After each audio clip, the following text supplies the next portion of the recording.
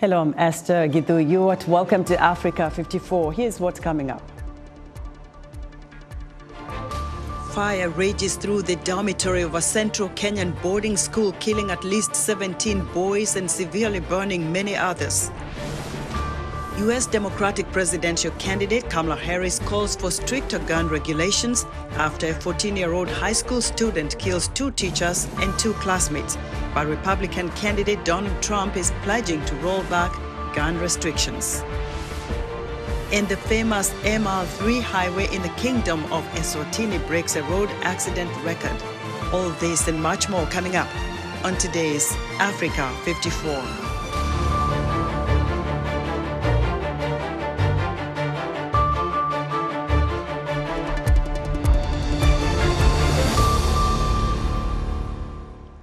We begin our newscast with tragedy in Kenya. Fire swept through a school dormitory, killing at least 17 students and seriously burning more than a dozen others.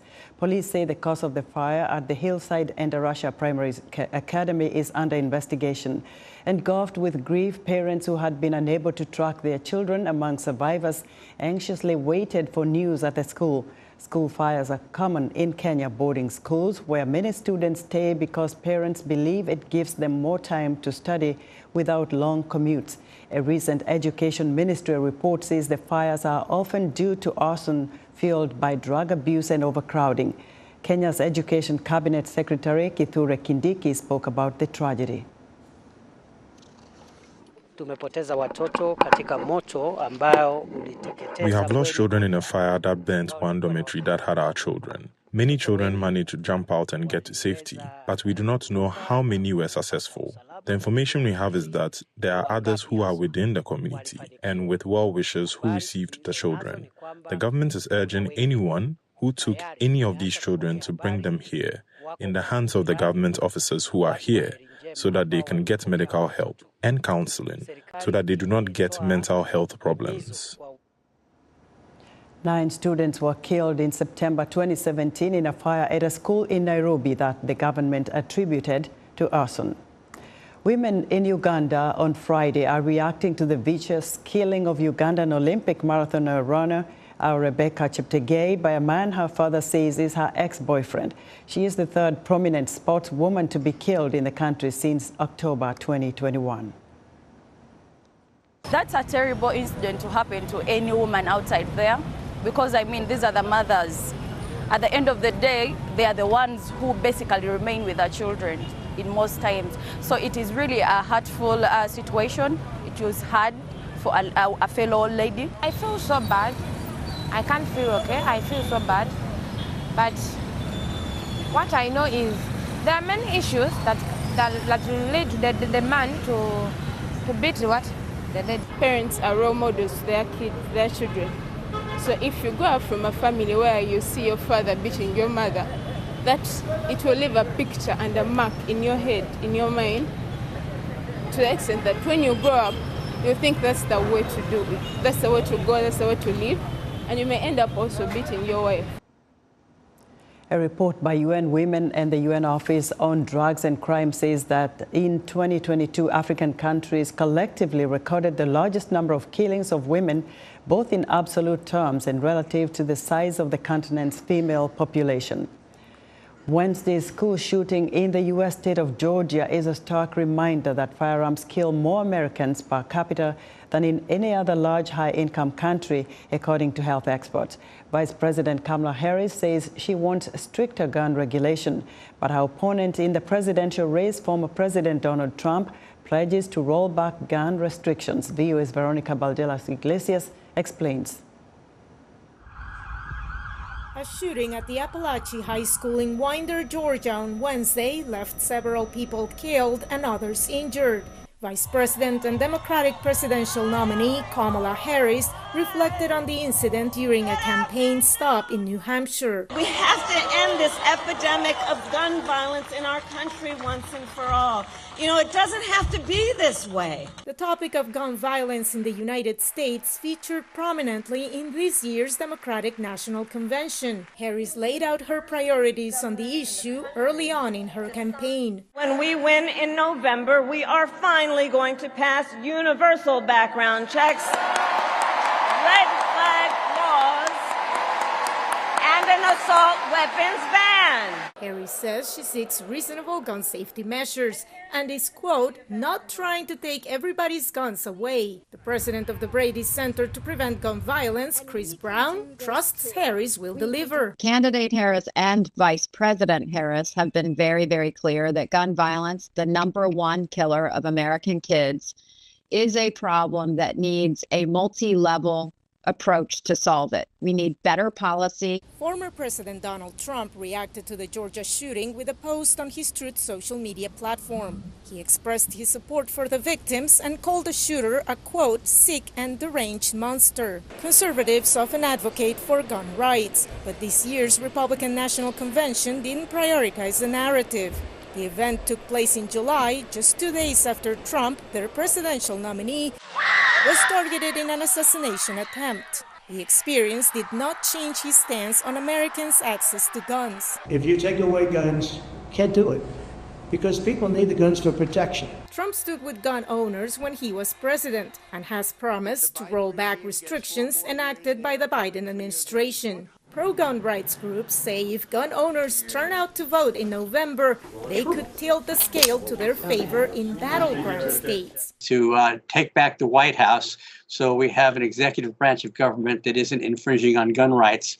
And in congressional districts, strengthening gun rights in the House of Representatives and getting control of the United States Senate. Gottlieb notes, however, that gun rights haven't historically topped the economy or immigration on the list of voters' concerns. Veronica Valderas Iglesias, VOA News, Washington. Today, we're introducing you to a Nigerian-born American, Sylvester Okere, a prominent leader in the Nigerian U.S. diaspora. He is a certified institutional protection manager, the founding president of Strategic Groups USA, and he heads the United People for African Congress. He also leads the civil society organization on community advancement and humanitarian empowerment initiative. He spoke with VOA's Philip Alexiou about his life in America and how important it is to be involved in the political process. I am my humble self, a businessman and a community leader and a man of faith. By the grace of God, I came to the United States as a beneficiary of a visa lottery 26 years ago. And since then, I've been a businessman. This is my 20th year as a business leader. I own my own private security business, but also I do more of activism. I speak up forcefully and clear when it concerns the community and issues that I'm passionate about as a Christian, as a leader, as someone raised up, by good parents and good community. So when I see something wrong, I speak about it. And also try to mobilize our people to do the right thing and also be more engaged in political activism, because politics is about serving people. And also, like President Obama once said, that democracy is participatory. But as I always tell people, you get the politicians you deserve. And if you don't vote and you don't participate and if you don't pay attention, then you'll get policies that don't reflect your interests. We can't expect people to do it for us if we are not involved. So we have to be involved. That's the reason I do what I do. I used to be the African Diaspora Liaison to the National Democratic Party. During Obama, I was Obama superdelegate. When President Obama started the doing business in Africa in 2014, my business was among the 101 businesses that were invited to the White House. But my core profession is business. I'm a security professional. So it's a blessing to be in a country where you can do anything you want to do. I tell people, you can be a fool in America if you want to, the best fool if you want to be a fool. You can be a rich man if you want to make money. Whatever you want to do, this is a country that gives us the opportunity. And coming to the United States, honestly speaking, when I was in Nigeria, I used to read books about Martin Luther King Jr. and some prominent preachers like Oral Roberts. So coming here and seeing what is going on today, how civil rights has turned to a kind of political, no longer fighting issues. I'm not going to be Democrat or Republican. I'm going to be unaffiliated, and I'm going to focus on a candidate that, has a good policy and value, especially family value, faith, freedom of speech, and a candidate that loves his or her country. African immigrants, their issues are 100% entirely different from the African American issues. Thank you. Imagine that. He had me speaking. Imagine that. We always say people, this election is the most important election, but frankly, this is the most important election. I want policy that affects me here, my family, my friends, and also my people in Africa. I mean, policy that impact us. That was Nigerian diaspora leader Sylvester Okere speaking with VOA's Philip Alexiou.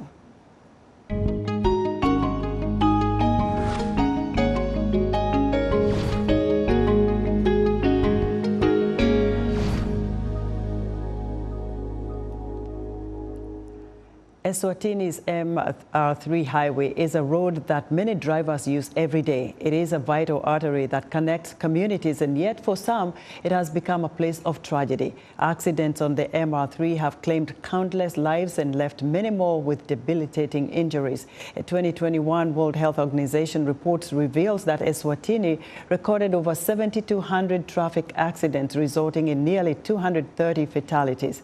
Nokukanya Musi has more. Ndumiso Bembe, once a lively young man with dreams of getting a university education, found his life irrevocably changed after surviving a devastating car crash on the MR3 highway that killed 5.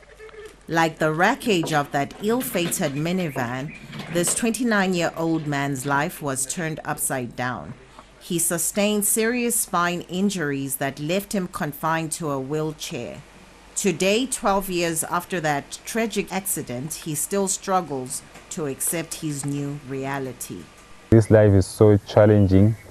It's so challenging because it's so expensive. You need money. You can't survive without money. I mean, knowing that you're able to do things and now you have to adjust, that you have to try understand that you will no longer be able to do certain things that you know you were able to do. It's more depressing and the most difficult time of this life.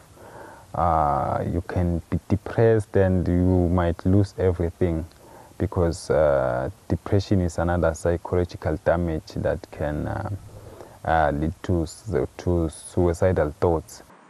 Between 2021 and 2023, over 2,200 road accidents were reported in Eswatini, resulting in hundreds of fatalities and millions in damages. According to a World Health report, an average of 222 people lose their lives on the country's roads annually. The Eswatini Road Safety Council, supported by the World Health Organization, is determined to bring change through a national road safety strategy aimed at reducing the number of accidents on the country's roads. Working together with government, we have put together a road safety strategy in 2023 that is running up to 2030. We want to make sure that at least 50% of deaths have been eliminated on the country's roads. What does that take? It takes making sure that there is a strong lead agency that is able to coordinate all road safety activities that are occurring in the country. According to the Motor Vehicle Accident MVA Fund, the MR3 highway, including the Malagwane section, is plagued by an alarming rate of road accidents due to a combination of human errors, vehicle deficiencies, and hazardous road conditions. There are indeed a lot of crashes there, mainly due to the fact that it is slippery when it rains, it is often dark at night, and it is no longer skid resistant, which make these all hazards that add to the human behavior elements and vehicle fitness challenges that contribute to the occurrence of accidents along that tiny stretch. Eswatini's National Road Safety Strategy provides a roadmap for the country's efforts to reduce road fatalities by 50% by 2030 and achieve zero deaths by 2063. Nogukanya Musi, VOA News, Manzini, Eswatini. Still to come, in our entertainment report, will feature an iconic figure in Burkinabe music. We'll be right back. As technology advances and artificial intelligence continue to make breakthrough advances that benefit humanity, there are also growing concerns that it mirrors societal patriarchal structures and it could worsen the digital divide. On this week's edition of Our Voices, we will discuss the state of women in AI today, whether AI-powered services lack diverse gender perspectives, and how to ensure equitable digital future for all. Join the conversation each week right here on Our Voices. In times of change, when the world seems uncertain, and what we hear doesn't reflect what we see, we seek the truth. When we are told only part of the story, we lose trust. In moments of crisis, our dreams, hopes, and wishes for a better tomorrow depends on a free press. At Voice of America, we bring you the stories that people take risks to see. We connect the world and unite it with truth. At Voice of America, we show you the whole picture.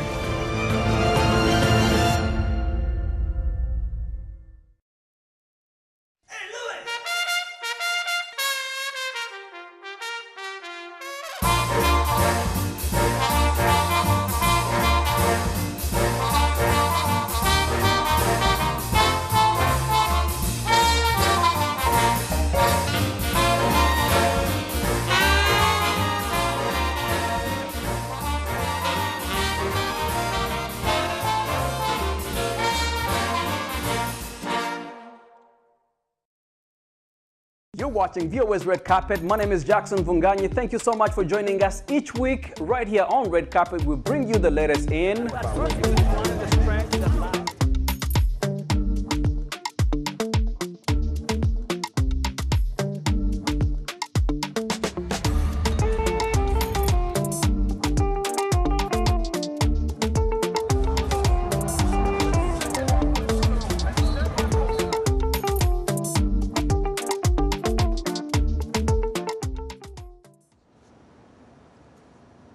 You're watching Africa 54 from the Voice of America headquarters here in Washington, D.C. In other news, China's years of splashing cash on big-ticket infrastructure projects in Africa may be over, according to analysts.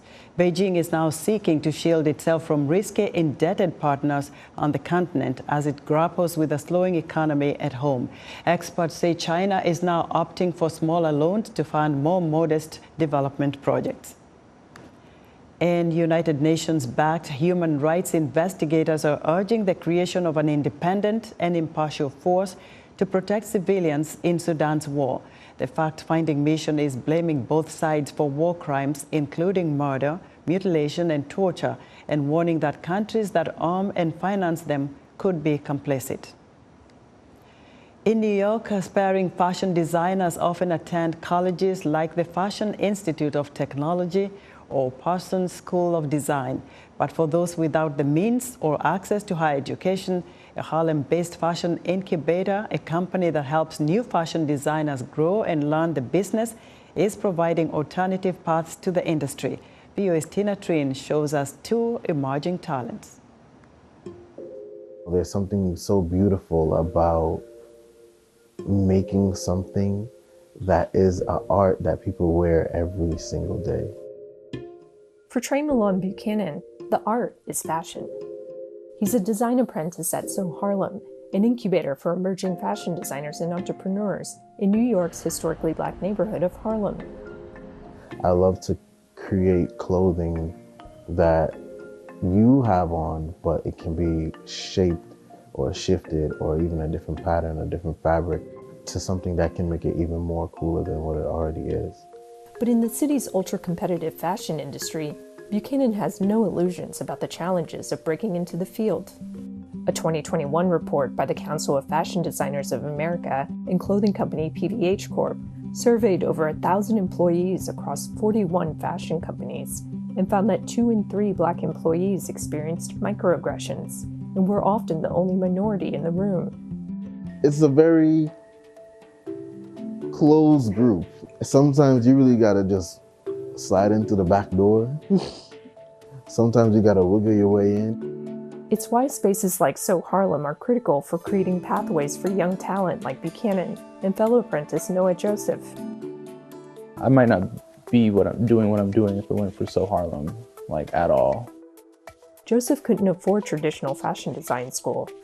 I'd never touched a sewing machine before I got here. Never. And I came here and, they walked me through everything. I was able to learn how to sew. I learned how to cut patterns, make patterns. The nonprofit has helped launch more than 20 micro-businesses, including Joseph and Buchanan's respective clothing lines. Along the way, it has trained unemployed and underemployed locals and assisted with job placement. I didn't know this was in Harlem. I thought I would have to go downtown to kind of have this type of opportunity. For young aspiring designers like Buchanan, it's reassurance that they're on the right track. It took me years to really get that confidence up to be something. Because, being in this industry, or at least trying to get inside this industry, can be such a hassle. The self-described introvert has found a vehicle for expression. Because I don't talk as much, I always feel as though my work has to speak louder than myself. And at this Harlem studio, the designs speak for themselves. Tina Trin, VOA News, New York. It's time for our entertainment report. This week we have the exciting Roger Muntu of VOA's RM radio show joining us. Hello, Roger. I understand you had the pleasure of speaking with the Burkinabe artist Hawa Boussim. Yes, Esther, we had the great privilege of welcoming Hawa Boussim, an iconic figure in Burkinabe music. Born in Kipura in the center-east region of Burkina Faso, Hawa began singing at the age of 14 during community ceremonies, expressing herself in her native Bisa language. Despite the challenges of an incomplete education and her role as the third wife in a polygamous family, she managed to stand out and shine on the musical stage. Currently on a European tour, she honored us by making a special stop on our airwaves here at Voice of America. Let's listen to an excerpt from our exclusive interview. As I said in the title, you started making music at the age of 14. How did that happen? We often hear about communities in Africa, right? But how did your community reacted when you started singing at the age of 14? At the local ceremonies, the family, the community? What did they say? My family is very happy today because I am successful. When they watch me on TV, they are very proud and they say, wow. Ils sont très fiers. Jean-Louis, we have to applaud. This is amazing. This is just amazing to hear somebody sing like this. With family and all that, it's never easy. Wow. Sinon, en tout cas, moi, je suis très, très, très content. Comment parce que na goro ya trokane ma puis nga so encouragement tebne foki yu ka menyina nyi usu debe pa ki kana dama amonte ba antale parce que ko manga me déjà be mo lim ma me ke be troka so ma be o amangem donc amangem ba foku mo me encouragement ne comme dama be nyona le so kawo ma troka ma foni nga ta so aya dama ana wo arrange so awana sa dama zibe warge. Okay. Right from the start, she already says that every profession needs encouragement. A profession needs encouragement, and it's to follow through on that encouragement, that in the logic of the process of the profession, you have the strength and courage to go forward. You have the strength and courage to want to do things right. There you are. I know you're on tour in Europe, too. We'll talk about that in a moment. But first, there's an exclusive song. This song we are going to listen to is an amazing song. What is it called? The title is Anan. It's really the first exclusive. The song has never been played in any media. Well, it's the first time, and we get to play it here at Voice of America. Wow, it's an honor. It's a privilege for us. More than a privilege. Hawa, what are you saying in this song exactly? I mean, I love the song. What are you saying? Dunya dina be abakan kan je bana jinure gana nyure gana wona ram badana wo chambo som badana dom minni an wonye wo be sirsoni dom aye wona usupa ko na dopa ko mbene fakam aburko wona be e wo touché yogo dom jenu purpur nyono ko na gana vive no be abe wo arrange quoi bien ka ko panka go woni som no ko no memba kan nyoro ke na dama na bo na ginzani ko na turka fami memba ko na ne bolenyi kam nyor ko na Déjà, elle dit que that living conditions are becoming difficult in today's world, and these conditions are even more difficult in Africa.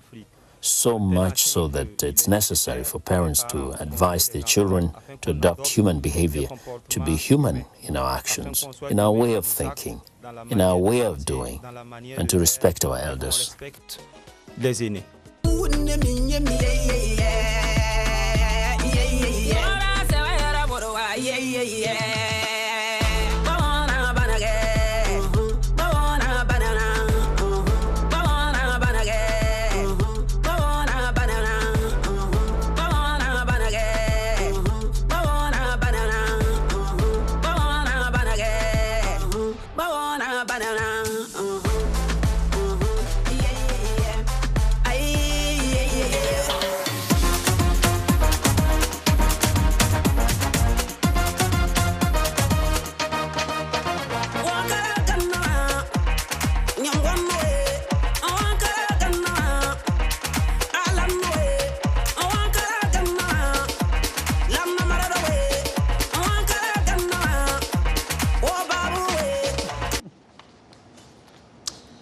As you heard, Awabusim skillfully blends ancestral traditions with Afropop sounds, performing on stages across West Africa, Europe, and the United States of America. In the full interview available on voaafrique.com, Awa talks about her inspiring journey and her impact on the international music scene.